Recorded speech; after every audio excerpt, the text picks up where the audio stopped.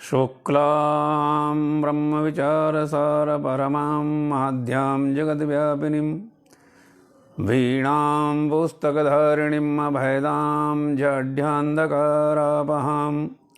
हस्ते स्फटिकमालिकां विदधतीं पद्मासने स्वस्थितां वन्दे तां परमेश्वरीं भगवतीं बुद्धिं प्रदां शारदां। गुरुर्ब्रह्मा गुरुर्विष्णु गुरुर्देवो महेश्वरा गुरुः साक्षात् परब्रह्म तस्मै श्रीगुरुवे नमः। अखण्डमण्डलाकारं व्याप्तं येन चराचरं तत्पदं दर्शितं येन तस्मै श्रीगुरुवे नमः। एकं नित्यं विमलमचलं सर्वाधिसाक्षिभूतं भावातीतं त्रिगुणरहितं सद्गुरुं तन्नमामि। लोकाभिरामं रणरङ्गधीरं राजीवनेत्रं रघुवंशनाथं कारुण्यरूपं करुणाकरन्तं श्रीरामचन्द्रं शरणं प्रपद्ये। मनोजवं मारुततुल्यवेगं जितेन्द्रियं बुद्धिमतां वरिष्ठं वातात्मजं वानरयूथमुख्यं श्रीरामदूतं शरणं प्रपद्ये। जड़चेतन जगजीवजत सकल राममय जाने बंदों सबके पद कमल सदा जोरि जुग पाने। सिय राममय सब जग जानी करहु प्रणाम जोरि जुग पानी। सत्संग यात्रा के साथियों, सबको सादर प्रणाम। चर्चा हमारी पिछली जो चल रही है, भगवान राम के द्वारा प्रदान किया गया धर्मरथ जीवन में किस किस गुण को आधार मान करके इस रथ पर सवार हुआ जाता है या जीवन को चलाया जाता है, जिससे जीवन के परम लक्ष्य की प्राप्ति हो, हम इस संसार को जीत सकें। इसलिए विभीषण को माध्यम बना करके भगवान राम ने धर्मरथ का वर्णन किया है, एक रूपक बना करके प्रस्तुत किया। और उसमें सौरज धीरज ते ही रथ चाका सत्यशील दृढ़ ध्वजा पताका बल विवेक दम परहित घोरे क्षमा कृपा समता रजुजोरे। ईस भजन सारथी सुजाना बिरत चर्म संतोष कृपाना। इस तरीके से पूरे रथ की व्याख्या करते हुए धर्म की व्याख्या भगवान श्री राम ने विभीषण के सामने की। हम चल रहे थे इसकी पहली चौपाई में। सौरज धीरज ते ही रथ चाका सत्यशील दृढ़ ध्वजा पताका। सत्य और शील, इसकी एक सत्य ध्वजा है, शील पताका है। और बाबा तुलसी ने तो एक जगह कहा भी, पिछले बार भी मैंने कहा कि धर्म न दूसर सत्य समाना आगम निगम पुराण बखाना। वेद कहते हैं, पुराण कहते हैं, शास्त्र कहते हैं सत्य से सत्य ही धर्म है। तो सोचना ही पड़ेगा कि सत्य क्या है। यदिदम मनसा वाचा चक्षुर्भ्या श्रवणादिभि नश्वरम ग्रह्यमाणम च विद्धि माया मनोमयम। भगवान कृष्ण की इस परिभाषा के मान से तो जो शाश्वत है वही सत्य है, या जो सदा सदा विद्यमान है वो एकमात्र परमात्मा है, एकमात्र ब्रह्म है, वही सत्य है। और वहां तक की यात्रा लौकिक सत्य के पालन करने से, मन वचन कर्म के सत्य के पालन करने से, इस धर्म का पालन करने से यात्रा पूरी होती है। और पताका है शील। तो राम में तो शील की पराकाष्ठा है। राम का शील तो कई जगह उजागर होता है। और राम के जो अनुयायी हैं, राम के जो सेवक हैं, उनमें भी वो गुण आए हैं। हनुमान जी का शील देखो। हनुमान जी को जब जामवंत ने कहा कि राम काज लगी तव अवतारा सुनते ही भयउ पर्वताकारा, हे हनुमान, जब बैठने का समय गया, अब पुरुषार्थ करने का समय आया है। भगवान राम के कार्य के लिए ही तेरा ये जीवन है, तेरा ये जन्म है, तो उस कार्य को करने के लिए खड़ा हो। और जब ये सुना हनुमान जी ने कि राम कार्य के लिए मेरा ये जीवन है, तो उसी समय उठ के खड़े हो गए, पर्वताकार शरीर हो गया और कहा कि हे जामन सुनो, आनऊ यहां त्रिकूट उपारी। इतना बल जागा कि मैं लंका को उखाड़ करके समुद्र में फेंक दूं। सिंह नाद करी 12 लीन नादो जल निधि खारा, सहित सहाय रावण ही मारी। आनऊ यहां त्रिकूट उपारी, मैं पूरी लंका को त्रिकूट सहित उखाड़ करके यहां ले आऊं। और फिर एक बात कही, यहां शील का दर्शन होता है। जामवंत में पूछूं तो ही, अरे उचित सिखावन दीजहु मोही। हे जामवंत, तो हमारे दल में सबसे बुजुर्ग हो, सबसे बड़े हो, ज्ञान में बड़े हो, उम्र में बड़े हो, इसलिए मैं पूछना चाहता हूं कि मुझे वहां जाके करना क्या। ये शील है, जो करना है हनुमान जी को वो सब करने में समर्थ थे। ज्ञान में भी सबसे आगे जिनका नाम है, अतुलित बल धामम हेम शैलाभ देहम धनुजवन कृशानम, ज्ञानी नाम अग्रगण्यम, जिसका ज्ञानियों की लिस्ट में सबसे पहले नाम आता हो, उसको पूछने की क्या जरूरत है। लेकिन अपने से बुजुर्ग को सम्मान देना यह शील है। इसलिए पूछा कि हे जामवंत बोलो। जामवंत में अरे पूछूं तो ही, मैं आपसे पूछना चाहता हूं। सुंदरकांड की पहली चौपाई में ही सुंदरकांड की सारी सुंदरता का समावेश नजर आता है। और पहली चौपाई में जामवंत ही बोला है। जामवंत के वचन सुहाए, सुनी हनुमंत हृदय अति भाए। जामवंत सबसे बुजुर्ग उस दल में, और उसके वचन हनुमान जैसे व्यक्ति को, बलवान व्यक्ति को, धीर व्यक्ति को बहुत भाए। मतलब जब छोटों को बड़ों की बात अच्छी लगे, उससे ज्यादा जीवन में कोई सुंदरता नहीं होती। आज वर्तमान में नई और पुरानी पीढ़ी का जो अंतर है, दोनों में टकराहट लाता है। टकराहट होनी नहीं चाहिए। सुंदरकांड कहता है कि छोटों को बड़ों की बात में अच्छा लगना चाहिए, तब जाकर के हमारे जीवन में सुंदरता का समावेश। तो ये शील है हनुमान जी का कि जामवंत में पूछूं तो ही, उचित सिखावन दीजहु मोही। हे जामवंत बोलो, मैं क्या करूं, वहां जाके मुझे क्या करना। ये आप जैसी आज्ञा करोगे वैसे ही करूंगा। जोश बहुत था कि सिंह नाद करी 12 लीले नाद जल नि थारा और खारा, और उस जोश में चले जाते और कुछ का कुछ करके चले आते। हनुमान जी को ज्ञानियों में अग्रगण्य कोई कहता? ये हनुमान का शील है। विभीषण का शील देखो। विभीषण मंत्री है रावण का, और रावण वो रावण है, वेद पढ़े विधि शंभु सबित पूजावन रावण सो नितावे। ऐसे बलवान का मंत्री, लंका के दरबार का मंत्री, और वो रावण बहुविधि त्रासई देश निकासई पठई जो वेद पुराना।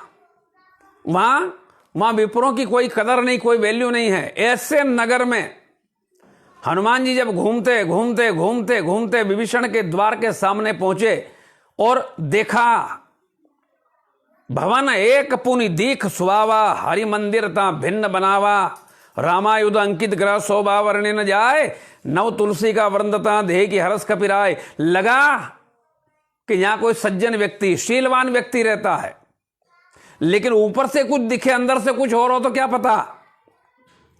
यह सोच करके हनुमान जी ने विप्रवेश में कुछ कहा। विप्ररूप धरी वचन सुनाए।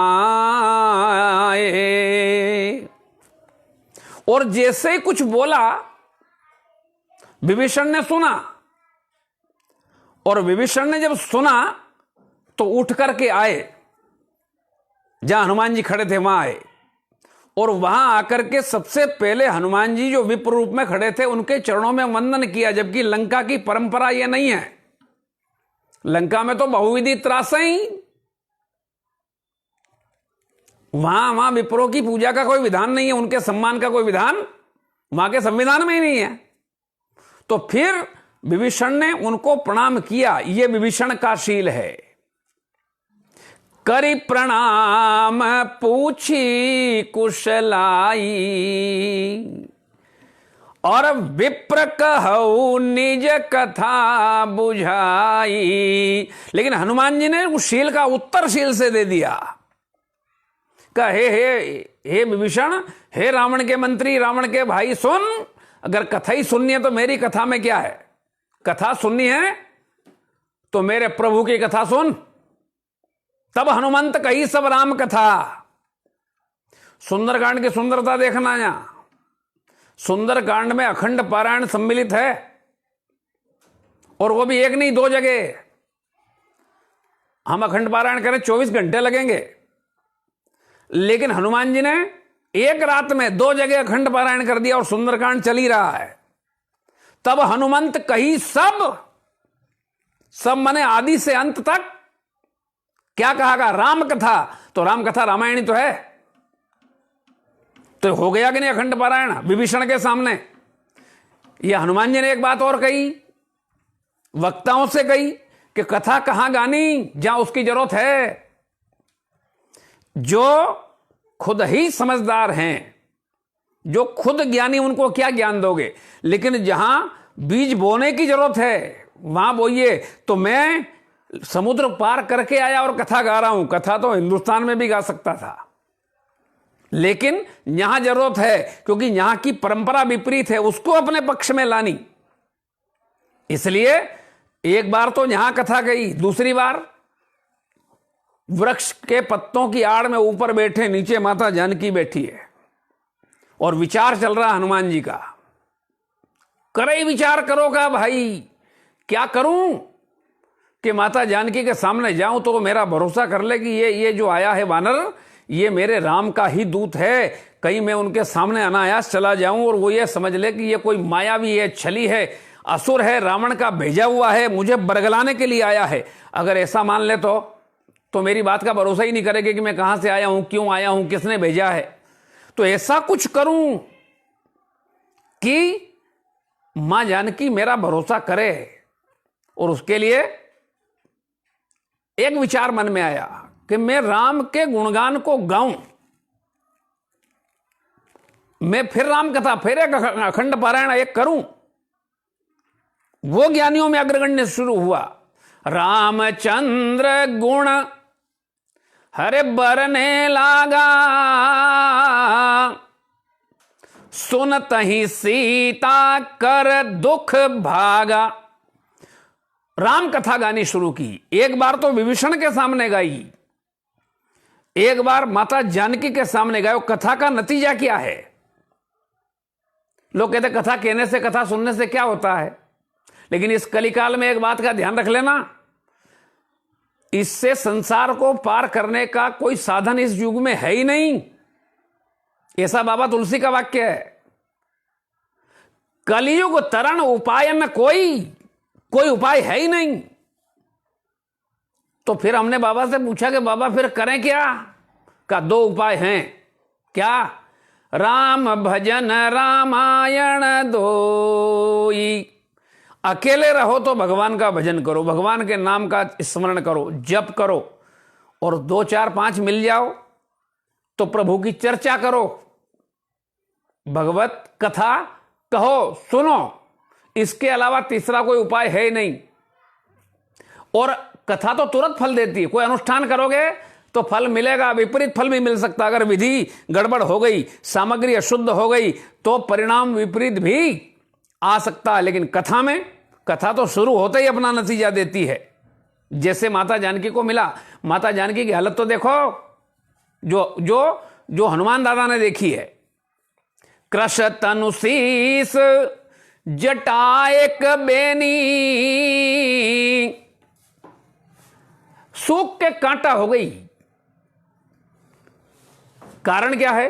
राम विरह के दुख में इतनी दुखी है मेरी मां जानकी कि सूख के कांटा हो गई। अब ऐसी दुखी को एक पल में सुख मिल जाए, ये चमत्कार केवल भगवत कथा ही कर सकती है। और किया। रामचंद्र गुण बरने लागा, अरे सुनत ही सीता कर दुख भागा। क्या होता कथा में? जब कथा में हमारी एकाग्रता हो जाती है तो दुनियादारी हम भूल जाते हैं, और दुनियादारी जब भूल गए तो सारे संसार की चिंता भी मिट जाती है। और चिंता मिटी कि सब काम बना। कथा में मन जुड़ जाए, एकाग्रता आ जाए, लय हो जाए हम, तो फिर कोई दुख शेष बचता नहीं।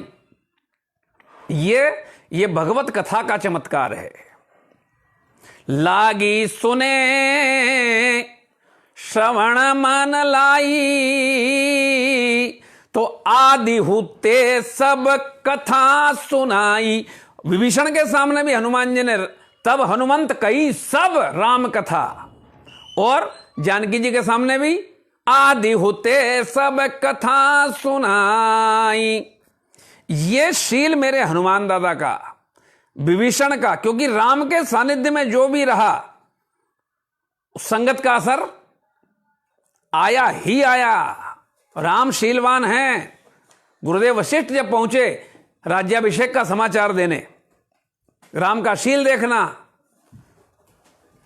तो द्वार पर जाकर के अगवानी की, प्रणाम किया, आसन पे विराजमान किए गुरुदेव को षोडशोपचार पूजा की, और हाथ जोड़ करके बांध करके प्रार्थना करने लगे मेरे राम कि हे गुरुदेव, आप बड़े हैं, आप तो आज्ञा करते कि आपको मुझसे मिलना है तो मैं आपके पास आता, आप चल करके मेरे पास आए। ये ठीक नहीं।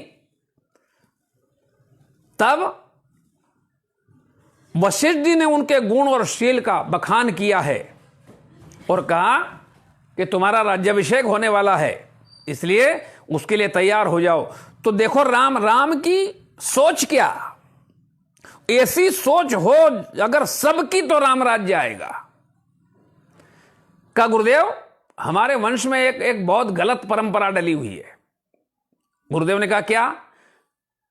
कब एक राजा के 2 पुत्र, 3 पुत्र, 4 पुत्र, 5 पुत्र हों, उनमें सबसे बड़े को राजा बनाया जाता, बाकी को क्या मिला? और यह अनुचित है। राज्य छोटे को मिलना चाहिए।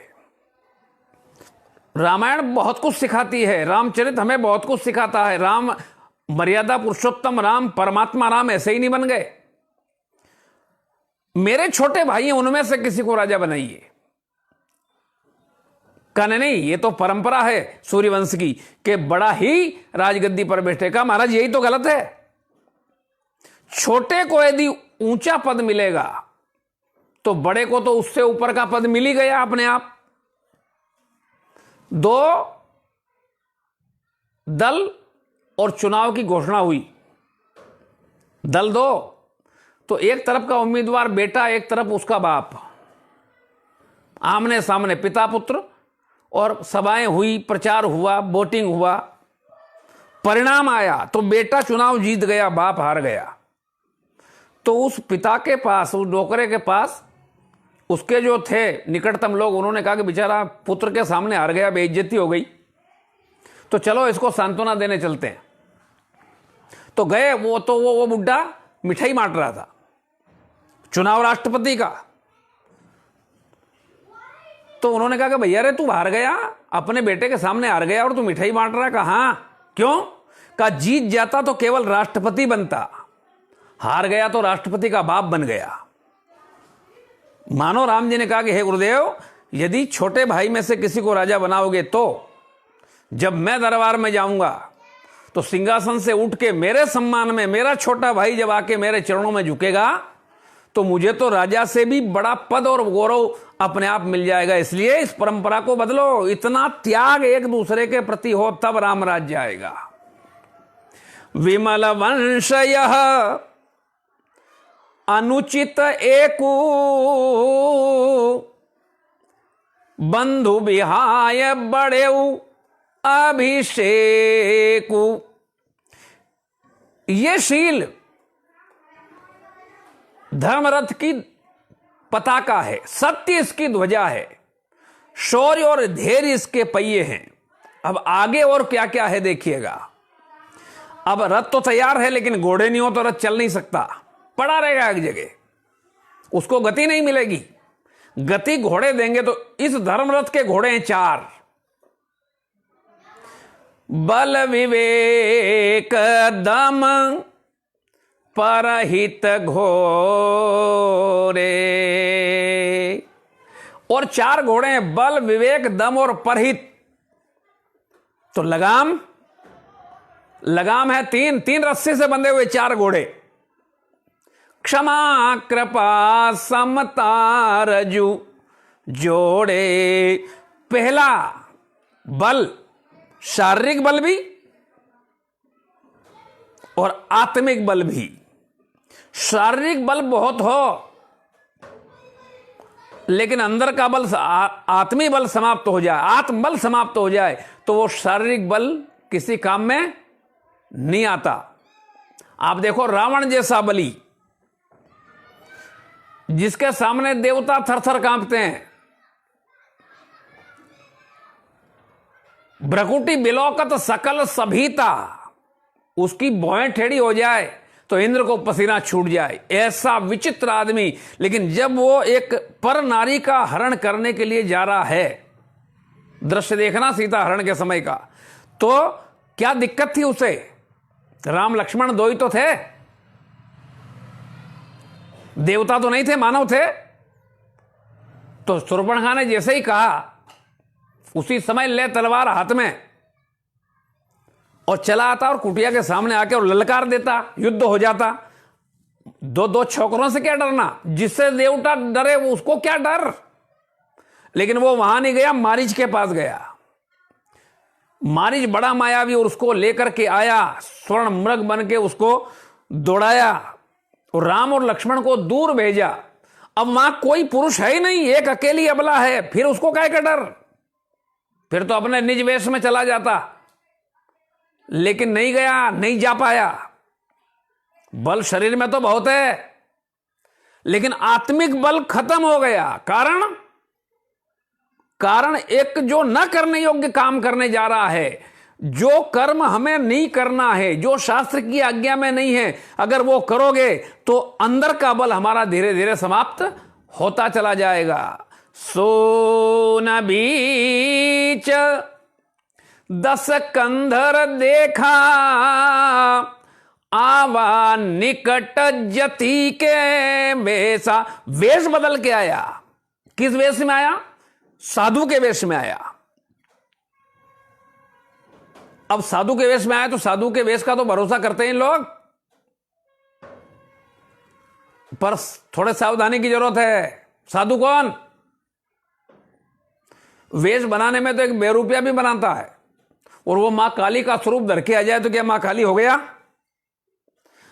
इस वेश का दुरुपयोग भी बहुत हुआ और त्रेता में जब दुरुपयोग हो गया तो आज तो कलिकाल है। इसलिए संभलने की जरूरत है। शास्त्र में चेता रहे हैं, सावधान कर रहे हैं।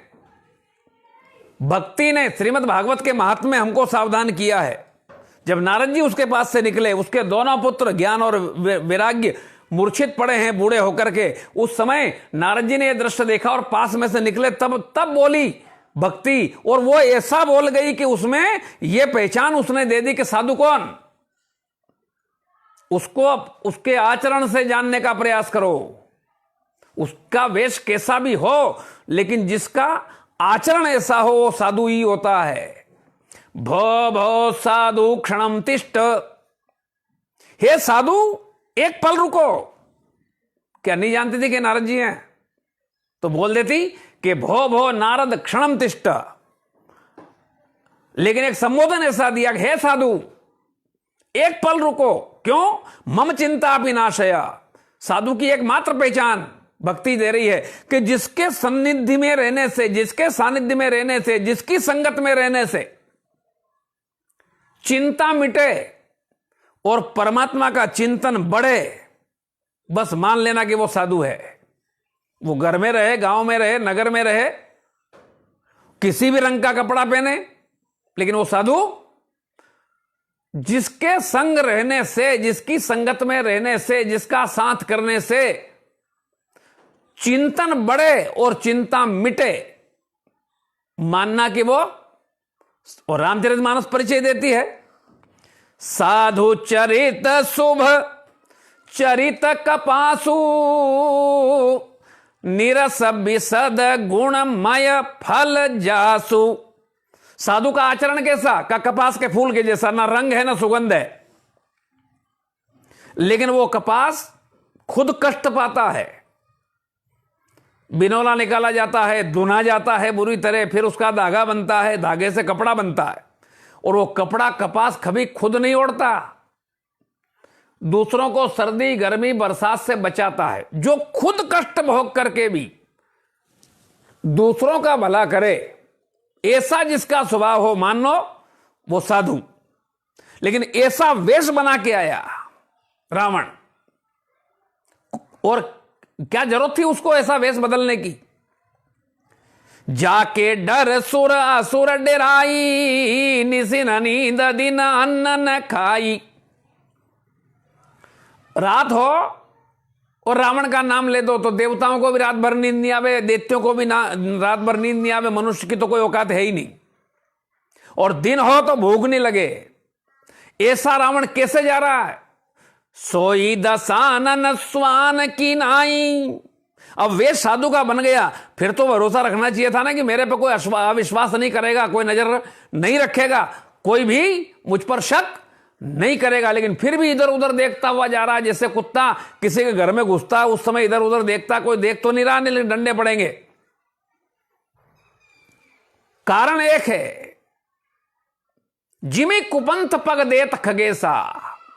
जो कुकर्म के मार्ग पर अपना जीवन चला देता है, शरीर में भाई भले ही बहुत बलवान हो, लेकिन अंदर का बल उसका समाप्त हो जाता है। तो पहला घोड़ा है बल, शारीरिक बल, आत्मिक बल, और दूसरा अब बल बहुत है लेकिन विवेक नहीं, तो उस बल का दुरुपयोग हो सकता है। और कई लोग कर रहे हैं जबरदस्ती की दादागिरी अपने बल के बूते पे। और अगर विवेक है और विवेक से उस बल का प्रयोग किया जाए तो बल के साथ घोड़ा है विवेक, सोचने समझने की शक्ति, क्या ठीक है क्या ठीक नहीं है इसका निर्णय करने की शक्ति, बल विवेक। और तीसरा दम। दम माने दबाना। तो क्या दबाना? दमन करना। काय का दमन करना? तो उसके साथ घोड़ा लगा हुआ है, दम के साथ में परहित। और परहित तभी हो सकता है जब अपने स्वार्थ का दमन हो, अपने अंदर की बुराइयों का दमन हो, तब जाकर के औरों का भला। बाकी नहीं तो हर आदमी सुर नर मुनि सबकी यह रीति, स्वार्थ लागी करे सब। अरे देवता तक भी अपना बिना स्वार्थ के कुछ नहीं करते, और उन्होंने तो अपने स्वार्थ के लिए राम को 14 साल वन में भेजने की मीटिंग कर डाली।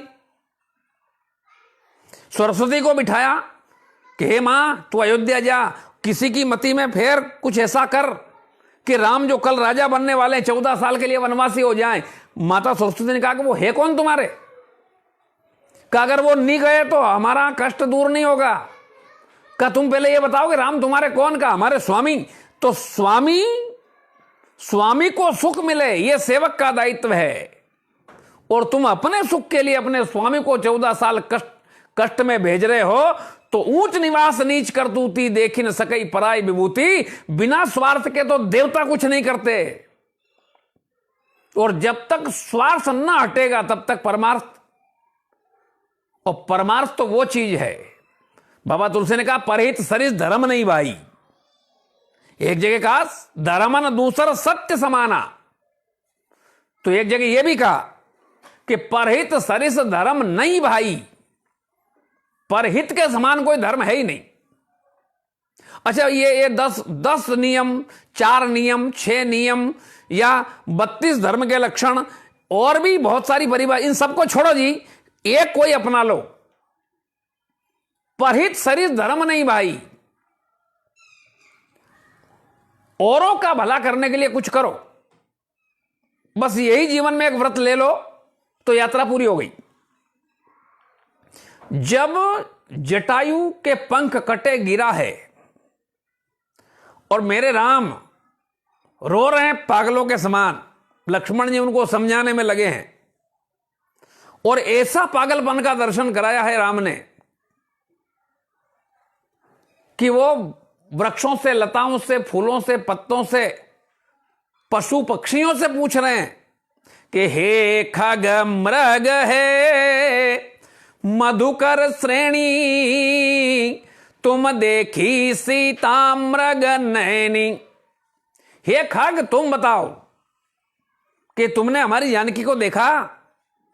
हे मृग तुम बताओ, जरा सोचना, किसी की कोई वस्तु अगर कहीं खो जाए तो किसी ज्योतिष के पास जाता है कि दादा मेरी ये वस्तु चली गई, कोई ले गया या कहीं रखा गई, मिलेगी कि नहीं मिलेगी, और वो गणित लगा के बताएगा कि इस नक्षत्र में गई तो इस दिशा में गई होगी, मिलेगी नहीं मिलेगी, जो भी हो। ये तो बड़े बड़े दिग्गजों से मिलते हुए आ रहे हैं, वाल्मीकि से मिले, भरद्वाज से मिले, तो इनमें से किसी के पास जाके पूछते कि महाराज आप तो त्रिकालदर्शी, आप बताओ जानकी कहां है, और एक पल में कोई ना कोई जवाब देता। तो उनसे नहीं पूछते हुए ये पागलों जैसी हरकत नहीं हो गई। कामी के दीनता दिखाई, मेरे राम की लीला बड़ी अद्भुत है, लेकिन वो सारे का सारा दुख, सारा पागलपन एक पल में विलुप्त हो गया जब जटायु को पंख कटे देखा। तो दौड़ करके उसके मस्तक को अपनी गोद में ले लिया।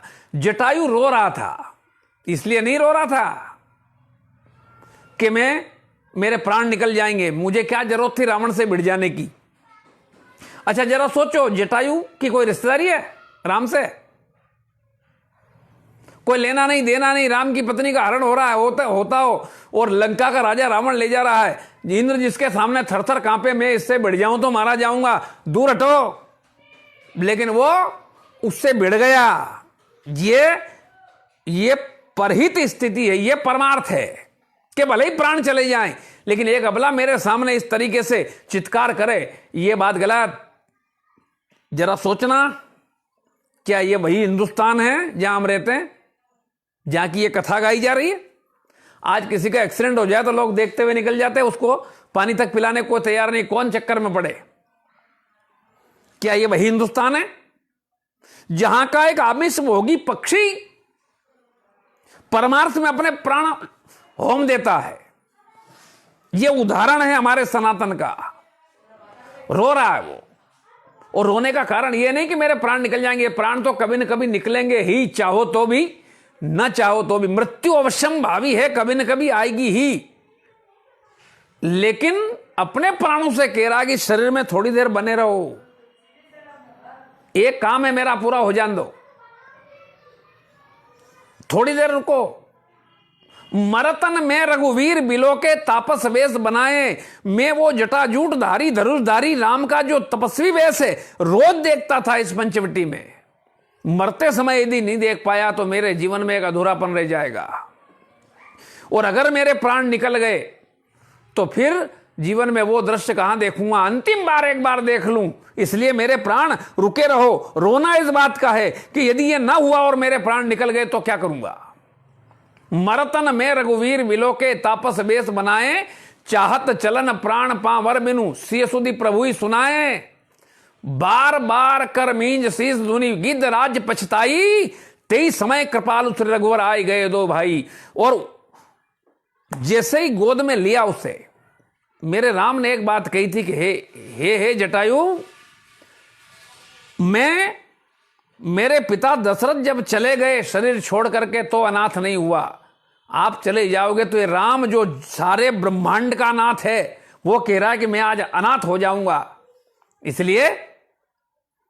इसलिए थोड़ा रुको, मैं कुछ करूं। लेकिन उसने कहा कि भगवान आपकी छवि मेरे अंदर बस गई और मैं आपके धाम को जाऊं। तब मेरे राम ने कहा कि परहित बस जिनके मन माही, जिनका एकमात्र सिद्धांत बन गया कि जिसको जिस प्रकार की सेवा की जरूरत है वो करूं, ये चौथे नंबर का घोड़ा है। स्वार्थ का दमन होगा तो परमार्थ होगा। बल विवेक के साथ, दम परमार्थ के साथ, और इनकी रस्सियों की चर्चा अगले रविवार को करेंगे।